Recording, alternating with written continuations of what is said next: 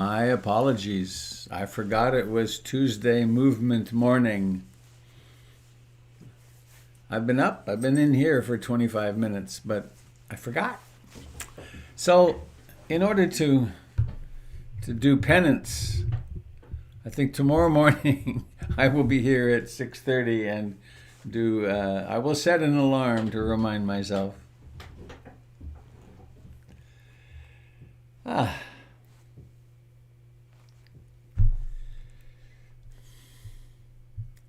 thank you, David. It's so funny watching you dance because you disappear. You parts your head will go away and then an arm goes away. It's quite interesting. It's the nature of reality, perhaps. All Feels right. that way inside. So, uh,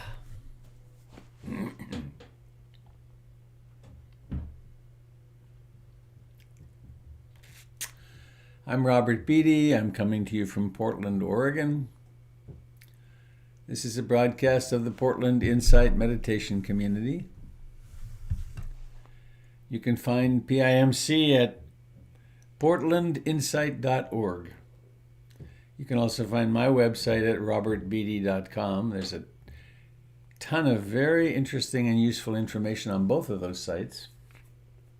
And for those of you that are with us on Zoom, on Facebook and YouTube, if you want to join us on Zoom for the full immersive experience, go to robertbeatty.com and scroll down. You'll find a link there.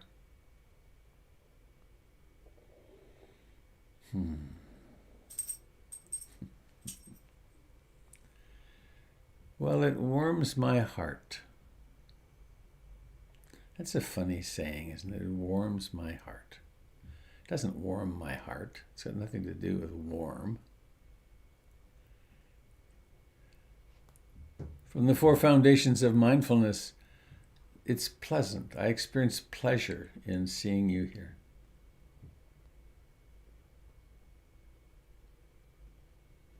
We do need each other, don't we? A long time ago, decades, I had the privilege of participating in two Zen Catholic retreats.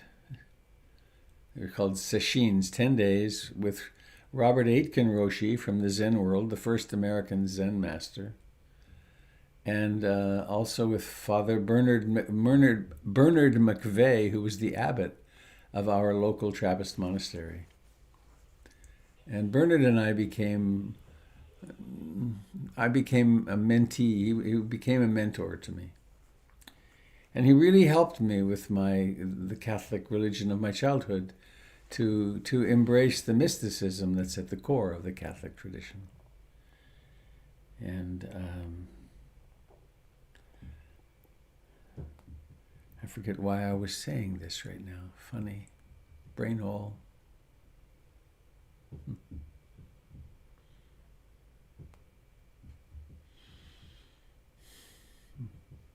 Well, maybe it'll come back. But I wanted to read something this morning that I couldn't find yesterday. It's my annual solstice reading that I've had with me for a long time. So I invite you to just soften and, it was warmth of heart. What it had to do with my sesshins, I don't remember. But here's that reading. The first one is by someone called Susan Cooper. And the second is Fra Giovanni, 1513, a letter to a friend.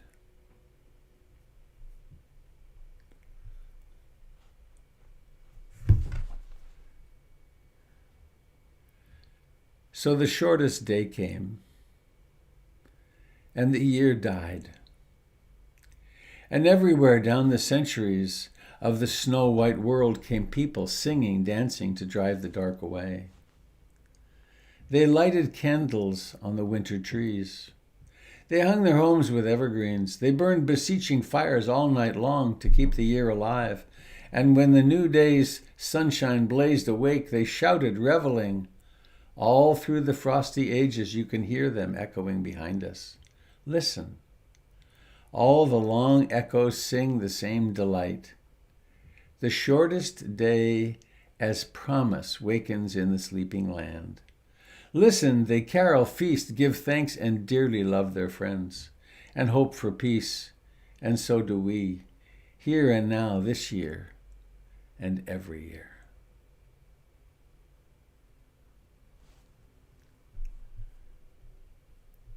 And Fra Giovanni, I salute you. I am your friend, and my love for you goes deep. There is nothing I can give you which you have not got. But there is much, very much, that while I cannot give, you can take. No heaven can come to us unless our hearts find rest in it today. Take heaven. No peace lies in the future which is not hidden in this present little instance. Take peace. The gloom of the world is but a shadow. Behind it, yet within our reach, is joy. Take joy. Life is so full of meaning and purpose, so full of beauty, that you will find earth but cloaks your heaven. Courage then to claim it, that is all. And so I greet you with proud esteem and with the prayer that for you now and forever the day breaks and the shadows flee away. I'm going to read that last one again. 1513, this was written. I salute you. I am your friend, and my love for you goes deep. There is nothing I can give you which you have not got. But there is much, very much, that while I cannot give, you can take. No heaven can come to us unless heaven finds rest in it today. Unless our hearts find rest in it today. Take heaven. No peace lies in the future which is not hidden in this present little instance. Take peace. The gloom of the world is but a shadow. Behind it, yet within our reach, is joy. Take joy. Life is so full of meaning and purpose, so full of beauty, that you will find earth but cloaks your heaven. Courage then to claim it, that is all. And so I greet you with proud esteem and with the prayer that for you now and forever the day breaks and the shadows flee away.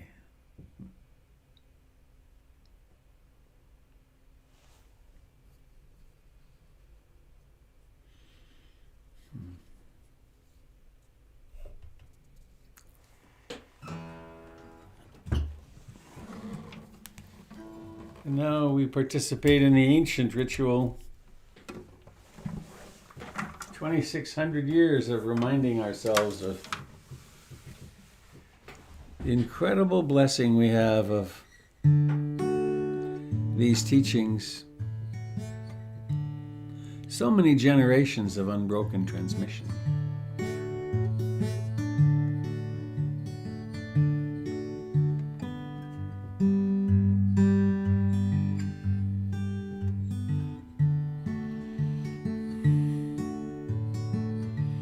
I take refuge in the Buddha, the one who shows me the way in this life.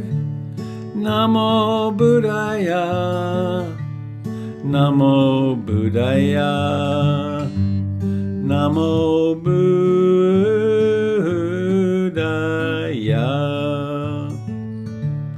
I take refuge in the Dharma, the way of understanding and love. Namo Dharmaya, Namo Dharmaya, Namo Dharmaya.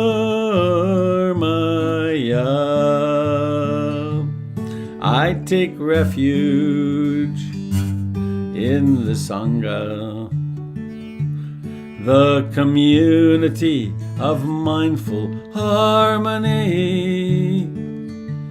Namo Sangaya, Namo Sangaya, Namo Sangaya.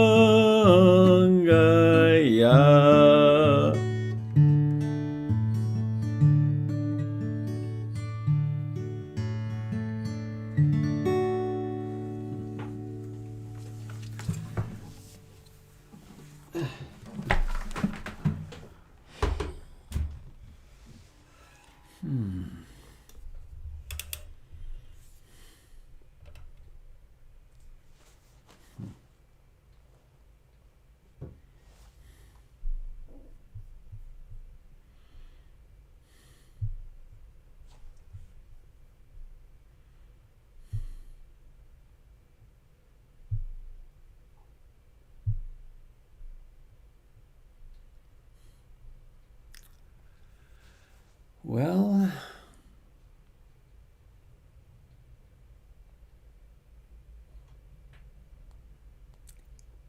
as I find myself saying in many different contexts, we made it through another night. We woke up this morning and put on our somebody suit, got out of bed, dressed, became somebody. And in a remarkable, unusual impulse or training or whatever it is, we came to join one another in practice. Not a very common thing on the planet. But here we are. For some of us, day after day.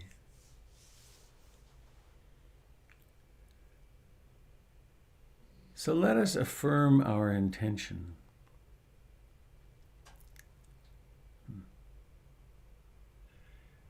To begin with a few thoughts of gratefulness, gratitude.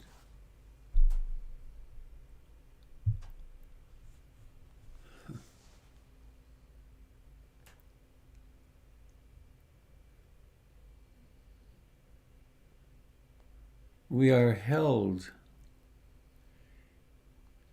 in the web of life, in the web of what we call civilization.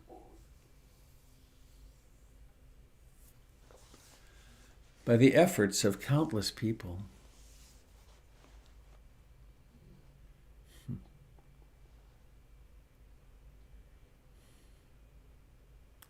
The lights are on. Here in Portland, that means that there are people in Bonneville Dam monitoring those dials. And of course, someone built the dam. Of course, a lot of our native indigenous friends were displaced by that dam, by the water.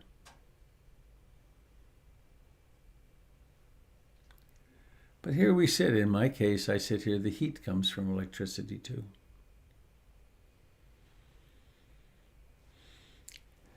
And we could thank our hearts, the people who grow our food and transport it. And I like to remember Ruth Denison and the lineage of teachers and students that went back all the time, all the way to the Buddha. The Buddha, an ordinary human being,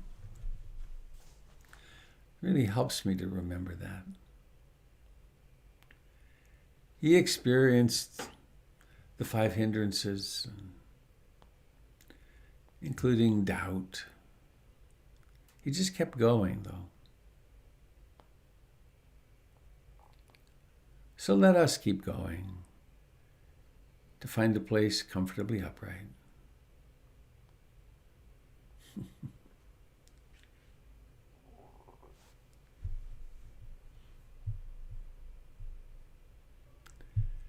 comfortably upright and with a willingness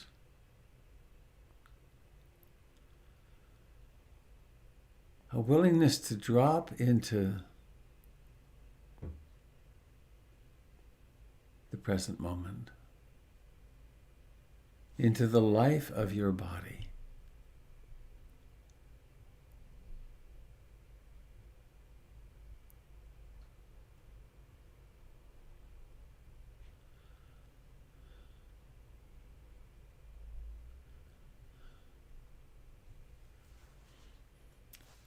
Or at least, perhaps more accurately, the life of this body.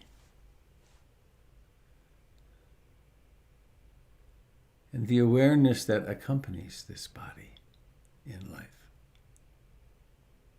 that co-arises with it.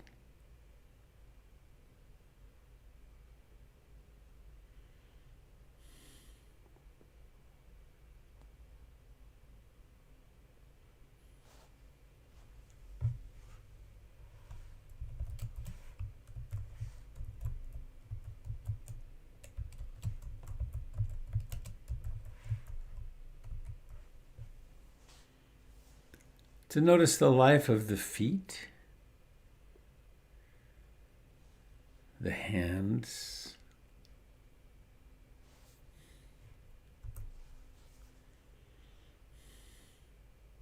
the face,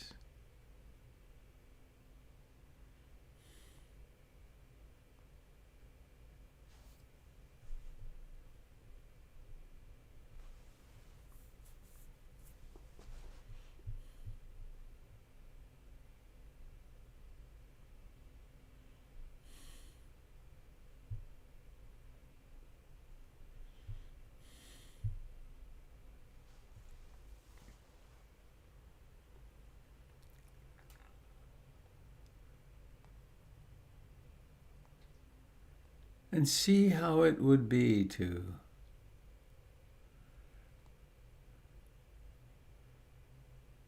check the body, sweep through the body, attend to the body.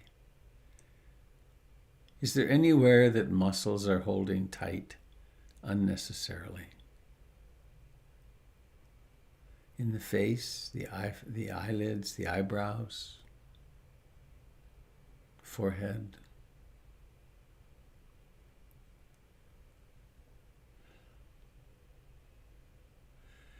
In the gut.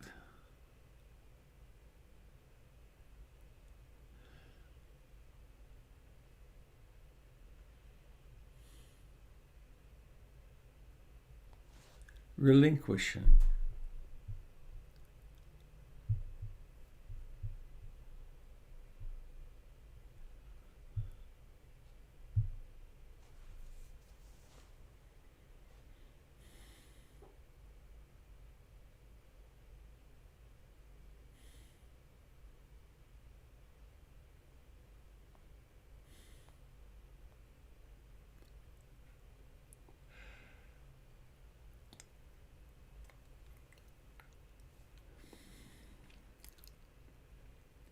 And very mysteriously, there is awareness.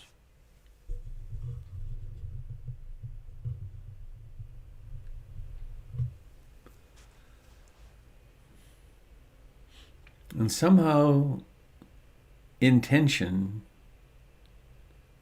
can engage with awareness.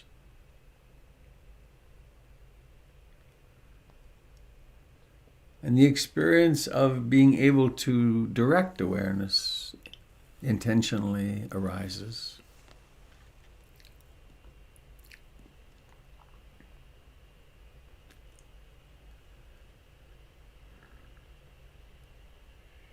And we can use the sensations of breathing in the body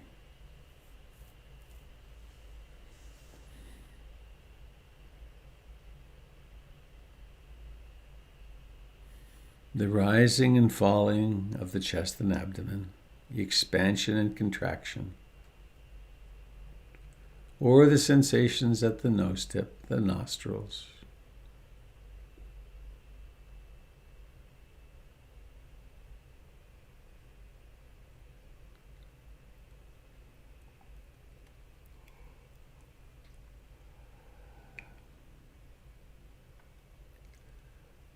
using them as a home base.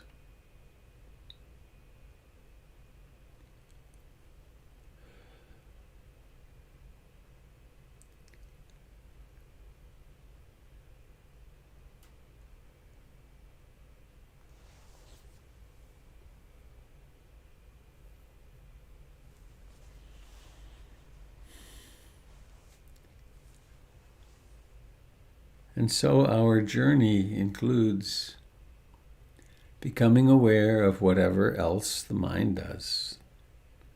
Thinking, planning, remembering, obsessing, being full of emotion, being empty of emotion.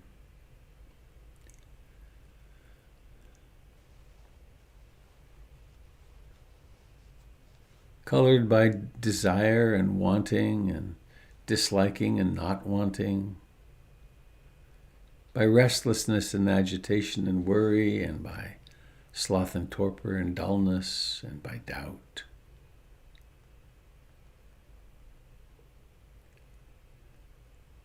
Transforming these hindrances into awakening. And so we embrace the beginning, middle, and ending of this breath now.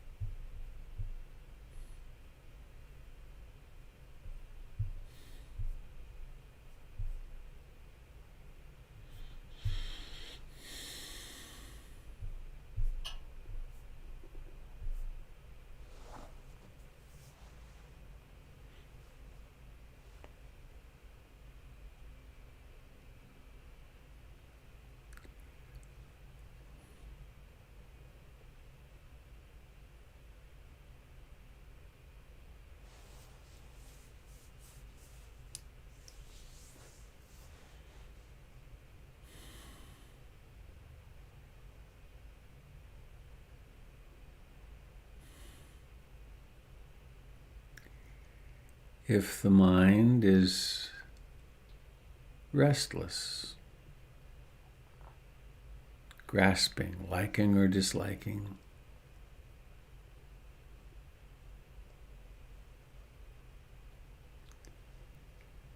we can sometimes simply turn up the knob on concentration and become a little more attentive to breathing in and out.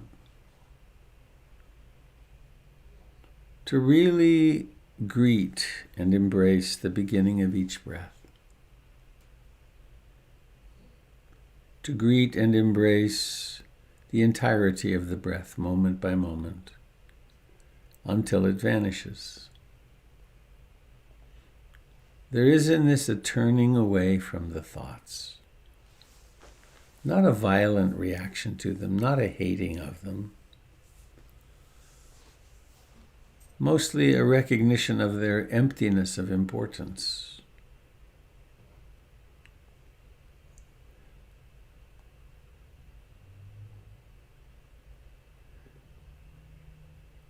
And with practice, with efforts to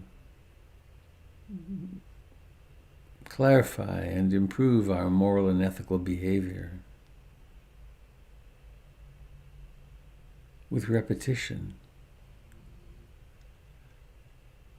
we do learn to suppress the thoughts.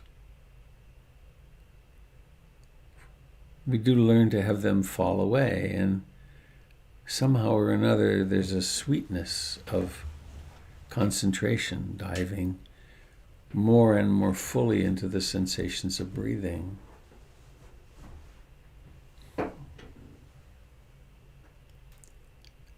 Sometimes, of course, the secondary objects, as they're called, the thoughts, the emotions, body sensations, pain, sometimes they won't allow this. And so in those moments we put aside the breath quite intentionally. And we turn toward whatever is causing the uproar. And we turn to this with an open heart, with a willingness, a lovingness. So what is this? It too has a beginning. It comes and goes. It has an ending.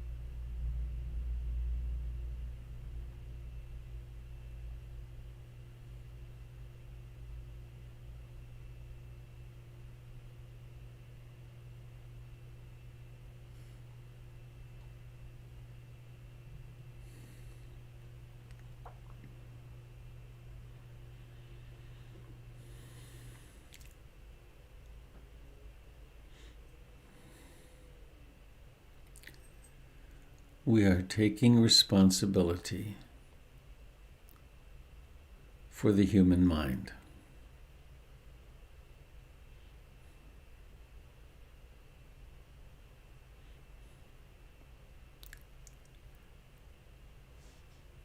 Billions of years of evolution have brought us to this moment.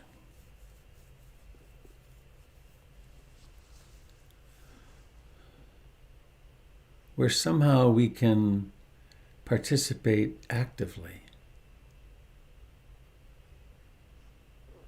in this next phase of waking up.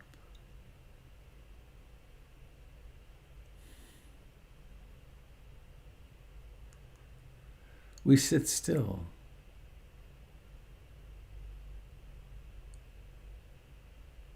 We cultivate gratitude and the intention to be aware, awake, remember.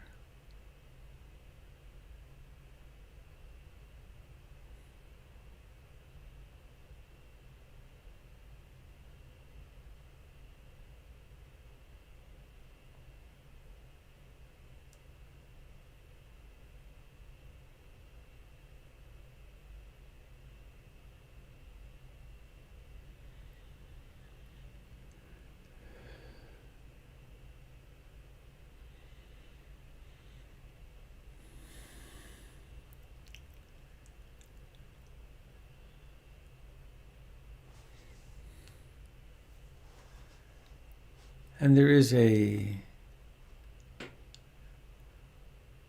harmony,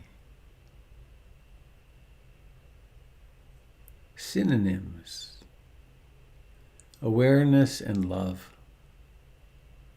awareness and compassion.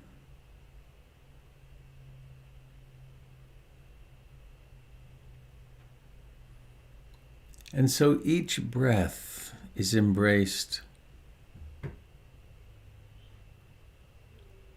Each thought, the hindrances themselves, they are all part of nature, our nature.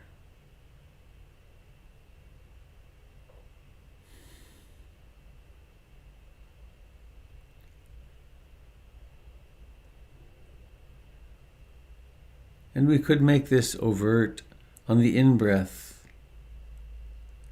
to add the mantra, I love you, with your name at the end.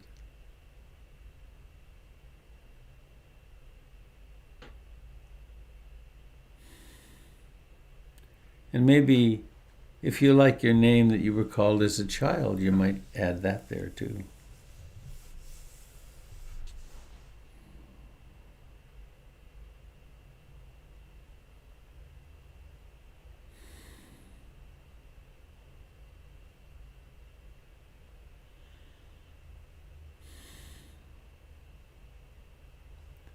Are there parts of yourself that you disdain or disown?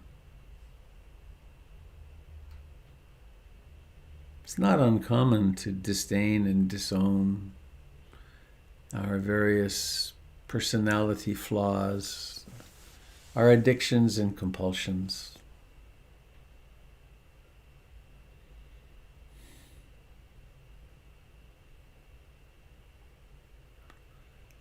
We're never going to get rid of them all. We may tame them, we may live more comfortably with these minds, but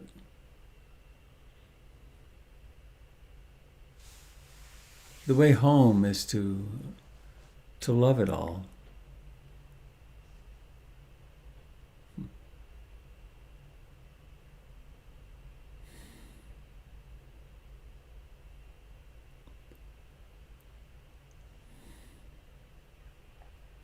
And so on the in-breath,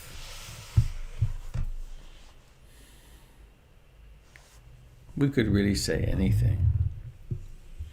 May I be happy, may I be free from fear and danger, may I live with ease and grace. May I be liberated, I love you.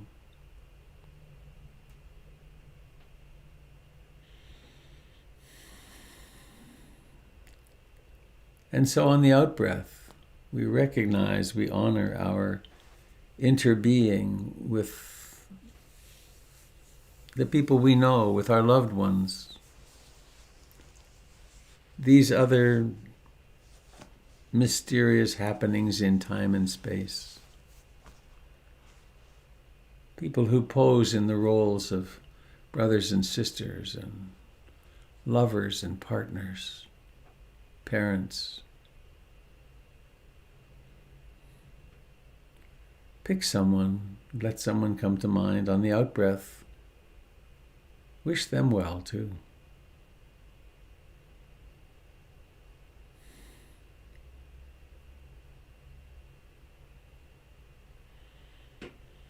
And so it becomes a kind of in and out symphony of,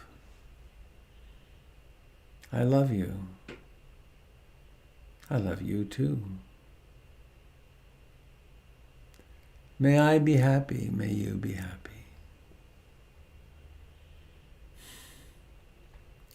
May I hold my neurotic patterns lightly. May I forgive myself when I fail to be my highest aspiration. And the same for the person that you're thinking of on the so-called outside.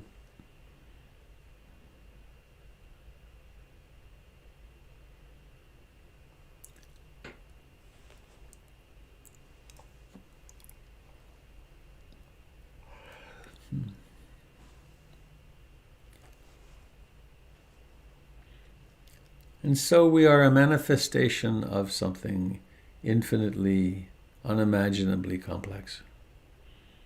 Breathing in and breathing out.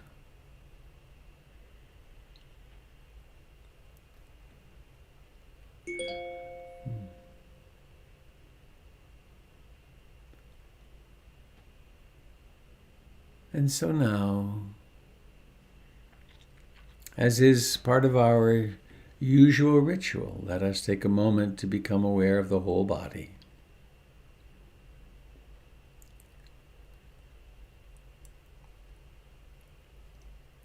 And the part of the body that breathes, the whole torso, abdomen.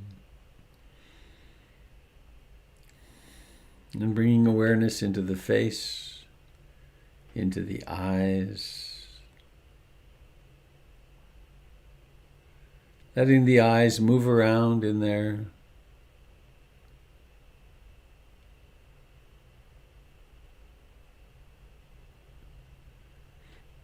And then while holding this on the in-breath,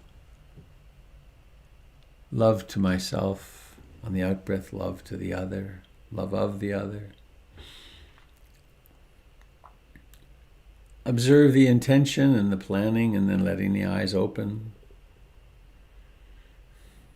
Notice the effort required to peel back the eyelids.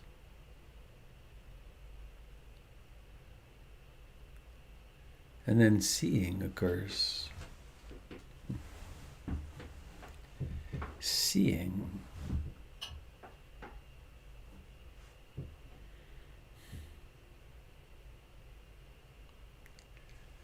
Seeing and remembering the profound, vulnerable mortality of these persons.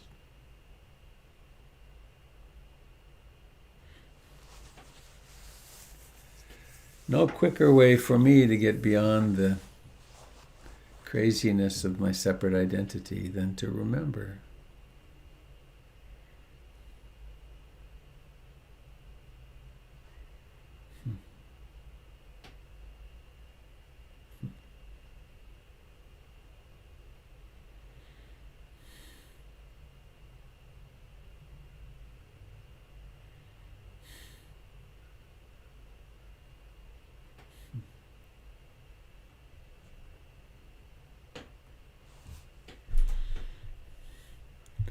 I like to go to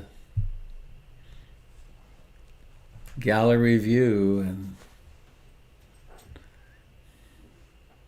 what a a lovely array of human beings.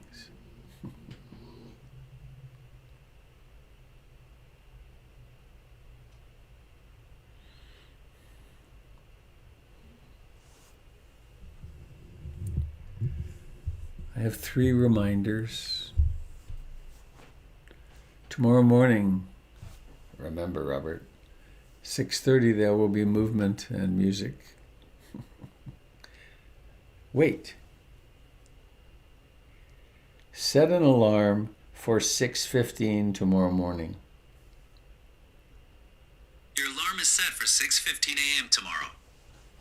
Thank you, Apple.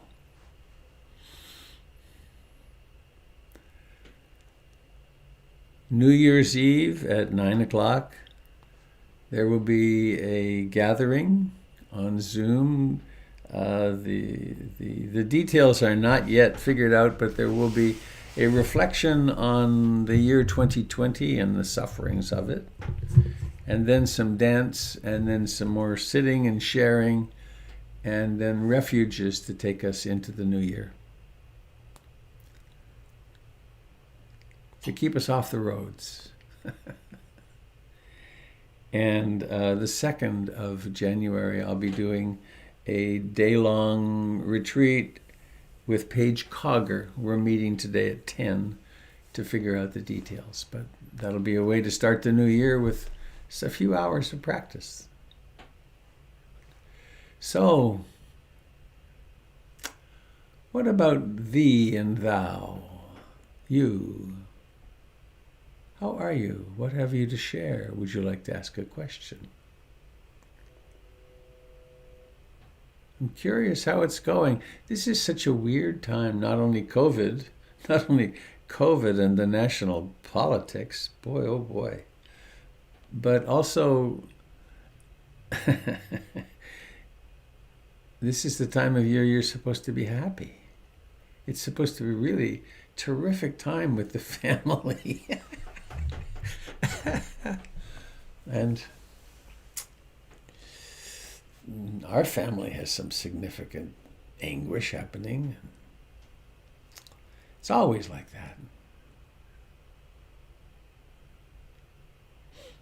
The entirety of the Buddhist teachings, how do you handle disappointment? And how do we spin hay into gold to turn our lives into love and compassion? So, it's up to you now.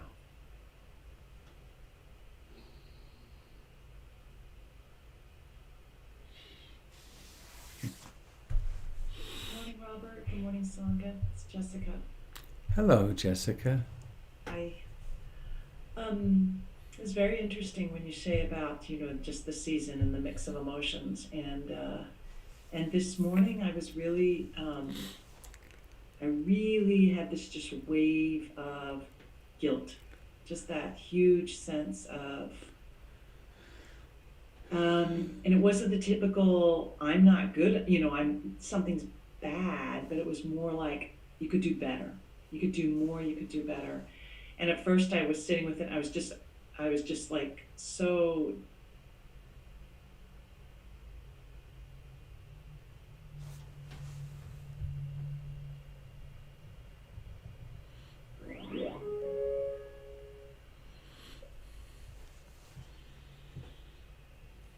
can't fix this, I can't make it go away, I can't, all I can do is try and love myself. And even saying that now feels really hard.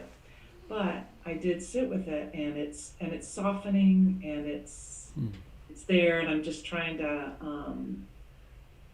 bring as much compassion. But anything else you'd like to add to that mix? It was really, really interesting. And challenging, and it's still unsettling.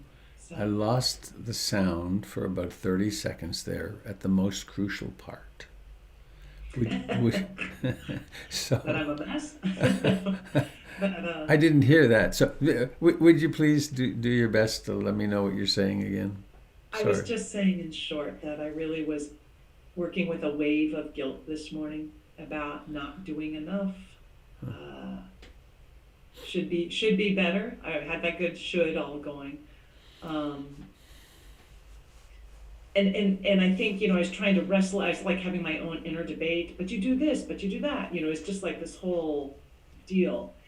And I think what finally allowed things to calm down a little is just, being with it, as you said, just seeing it for what it is. It's this wave of this unpleasant feeling that calls into question my fundamental goodness, and then just trying to like sit with that, and then trying, and as I was saying, it feels even kind of hard to say, was trying to love myself and love others. Loving others is easy. Loving myself is a little harder. But so I just share that because I suspect I'm not the only one. At least I hope I'm not the only one. Maybe I don't wish that on anyone. But just whatever you can add to that follow-up. Because I will say that once when you were speaking and you said just be with it, that did help. Just kind of calm the storm. And so, yeah, thank you. May I be bold?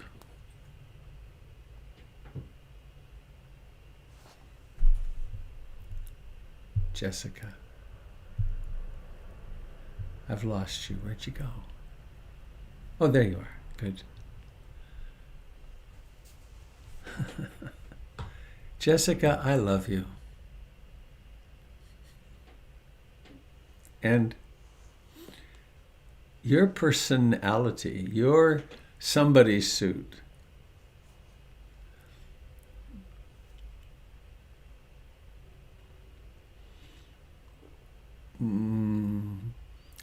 grew up through a conditioning process called a family of origin, in which you weren't really cherished as you.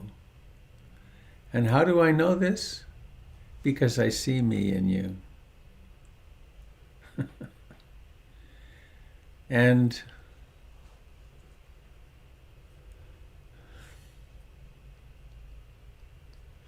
we suffer this taking our neurotic self seriously until we don't. And my experience is that I go in and out of it. I remember the first times when I was out of it and realized, oh, this is structure, this is personality, this is somebody suit. And when not in the somebody suit, when more refuged in the Buddha or in that which knows, the somebody suit seems strange. Well, it is strange. It's an odd thing that we have these somebody suits. And so there's this dream that we call a human personality and a human life, an I, me, mine. And as I understand it, it's through consciously experiencing it and experiencing the suffering of it and falling under it into its trance. And then somehow or another, and you're doing this really beautifully, being willing to sit in the middle of it. It's like sitting in the cauldron as it gets hotter sometimes, and somehow or another accepting that. And there's an alchemy, or there's an awakening magic in that, in which we fall into mindfulness. We fall into that which is aware of it. And in those moments, there's a little bit of freedom. And you know what it's like when it really goes away and you feel spacious. And then what happens to me, this one, is, oh, this is how I should be all the time. Right? Well, that's the direction. I'm sure a lot saner than I was. My goodness. To think of that contracted, poor, frightened human being that I'm evolving out of. So, and I'd like a show of hands. just in case you are the only one, please raise your hands if you relate closely to what Jessica was just saying. Yeah, huh? Well, we all get issued a somebody suit.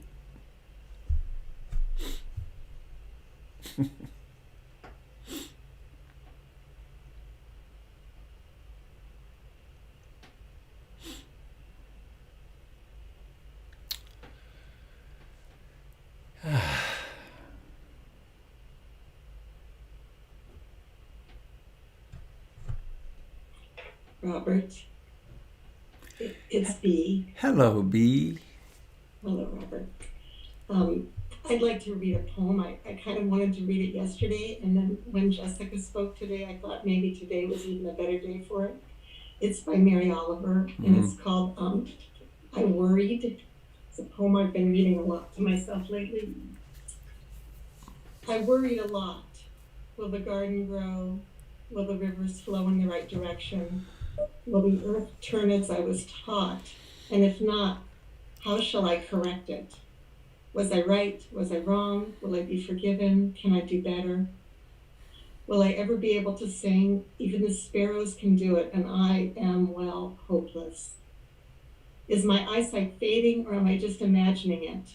Am I going to get rheumatism, lockjaw, dementia? Finally, I saw that worrying had come to nothing and gave it up, and took my old body and went out into the morning and sang. I can definitely relate to what you're saying, Jessica. Thank you.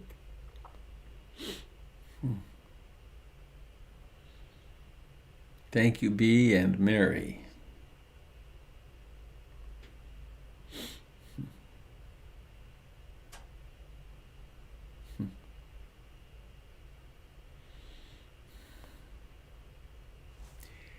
Incidentally, just in case some of you haven't explored, on my screen I'm on the computer.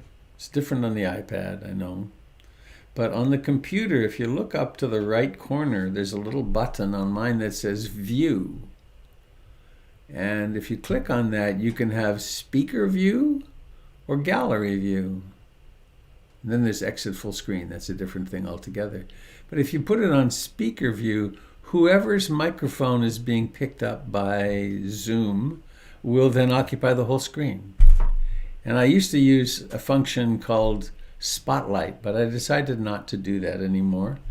Because if you would like the person to be spotlighted, all you have to do is put it on Speaker View. And that's what I do, because I really like to be able to see the person more clearly when they're speaking. Anything else anyone would like to share?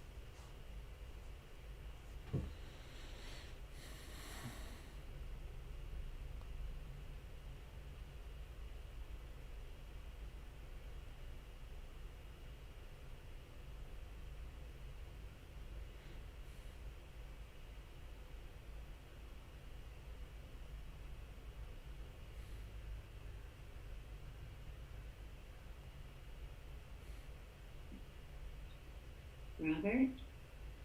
Hi, Karen here. Hello, Karen. How are you? I'm really good this morning. I wanted to thank both Jessica and Bee. Bee, the poem by Mary Oliver was beautiful. Could really relate to it. And Jessica, I could absolutely relate to you, everything that you were saying. It's a weird time. You know, there's so many layers of loss. And like you were saying, Robert, you know, it's supposed to be a happy time, you know, Christmas time. And there's just, yesterday I just had a huge wave of melancholy and just thinking about how it was that contradiction about feeling like it's the happiest time of the year, and yet there's so much Yeah. loss. And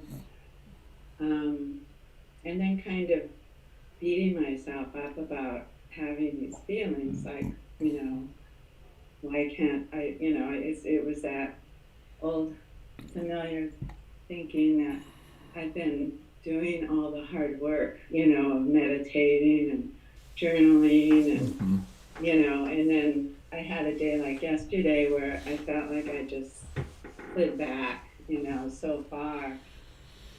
And yet I know that's life, you know, and I really gave myself some grace because I realized when you think about all the loss just in 2020 and then just all the personal loss, you know, and not to focus on the loss, but it's so real this year.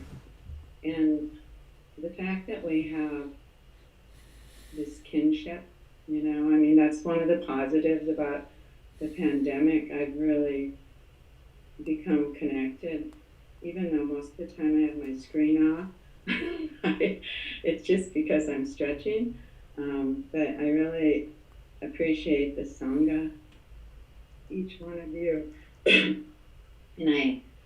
I guess I just wanted to say, excuse me, thank you all again, and excuse me, and Jessica especially for your openness. I really relate to that negative kind of self-talk that we have, you know, especially when I'm, well, I shouldn't say especially, but when I'm meditating and it comes up, I get kind of mad at my mind because I think, why can't you think anything positive, you know? But it's usually that worry or, you know, thinking into the future, the past, those 5 hindrances. So, but anyhow, thank you. Thank you, Karen.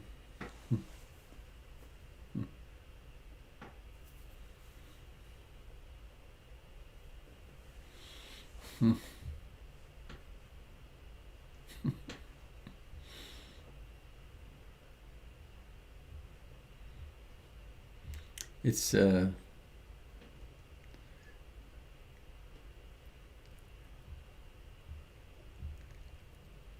things are pumping to mind. I wonder how it is to be Jewish at this time of year with all the Christian hype in a way.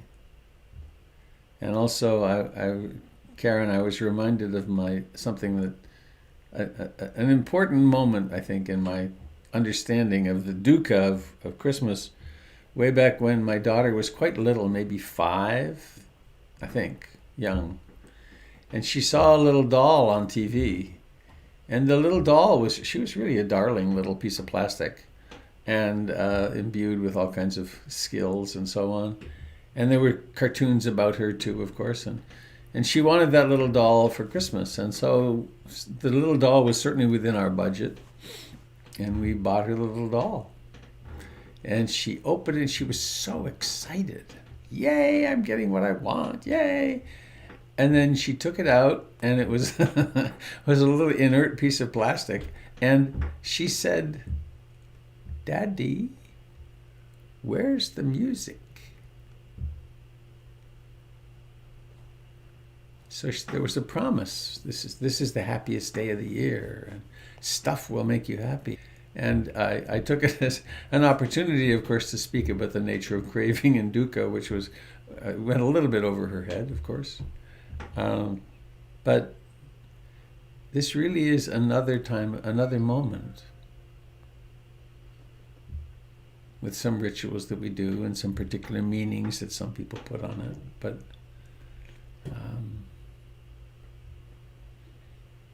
the earth still circles around the sun at the same space, same pace. And everything goes on. Robert, this is Davina. Can you hear me? I can hear you. You're a tiny little square on my screen. Hi. Yeah, hi. So I am Jewish, and one of the things that I always notice is how much pressure you goyim put on yourselves about Christmas. And so from an outsider's perspective, it's really noticeable. I don't have anything I can compare to that. And I see that the pressure around Christmas really comes from the media, right? It comes from having this holiday that is embedded in the national consciousness.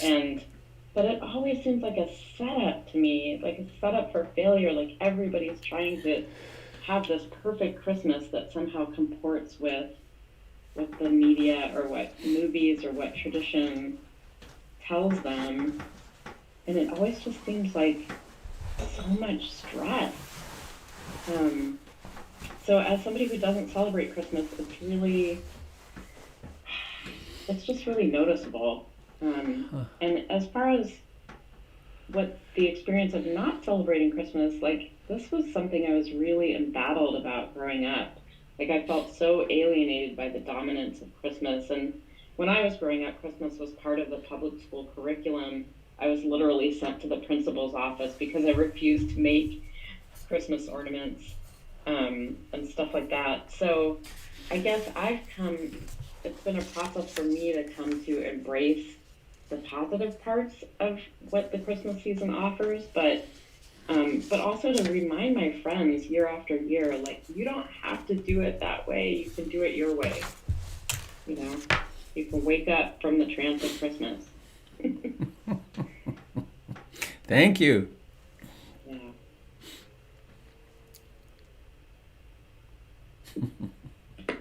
Well, with the Jewish stories in mind, I have to share a hysterical story. My Jewish grandchildren were smaller a few years ago, and I let them unwrap and play with a Christian type of creche, which I got for 50 cents at a garage sale. And the little boy was playing with the animals and like it was a war game and the soldiers, and then he got bored and left. The young lady was all about the baby and the mother, and she looks at me and she said, "Nona, why are there kings here? Why did the kings come?" And I said, "Well, it was a thought that Jesus was the king of the Jews." I guess she was about 5 or 6 at the time. She looked at me and she said, "Does Rabbi know about this?"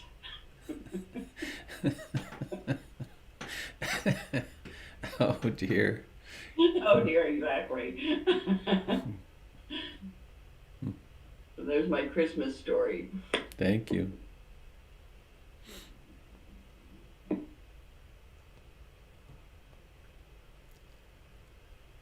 Huh.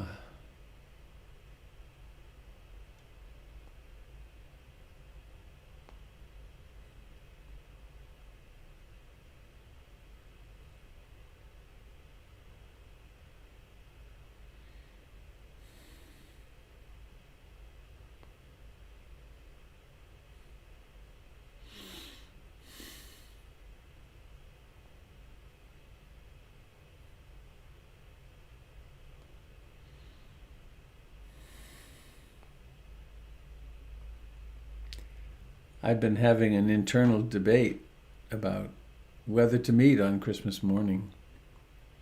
Turns out I'm not going to be going and doing a thing with my grandkids this Christmas. And I haven't yet decided. But if I do, I might do an abbreviated form of my Buddhist Christmas message, which is a look at the story, this archetypal story of the birth of the light. And it might take too long for the morning. I'll think about it. We'll see. There's Russell. Hello, Russell. Yeah, good morning, Robert. You appeared in my room here. How lovely of you. And here I thought I was here. You thought you were here all along? Such is delusion, my friend. You got that right.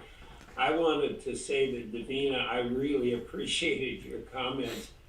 I am so constantly, but especially at this time of year, blown away by the absolutely avaricious consumer nature of our society. And I was thinking, on my street, I remember when a garage was a place that you put a vehicle. If you were fortunate and had a vehicle, you put it there. And now when my neighbor's doors are open, all I see is that they're storage rooms. They're filled with stuff. And, all these amazing storage places that pop up everywhere because people don't have enough room for their stuff. And that we're drowning ourselves, of course, in the effluvia of our consumerism. So I really appreciate hearing you comment on that, Davina. And thank goodness this year my kids helped me. We're not getting gifts for each other at all, except the gift of our presence together. And that is, of course, what matters really at the end of the day for me. So thank you. Thank you, Russell. And I just looked at my watch, and I have a meeting at 8:15 that I must be at. So I have, Jim, I have made you the host, and I'm going to bid you all adieu. Thanks for coming this morning. It strengthens me and makes my day very much more alive to be with you. So have a good day, Robert. Thanks, Jimbo. Robert. Russ, I got. Okay, I'm out of that one.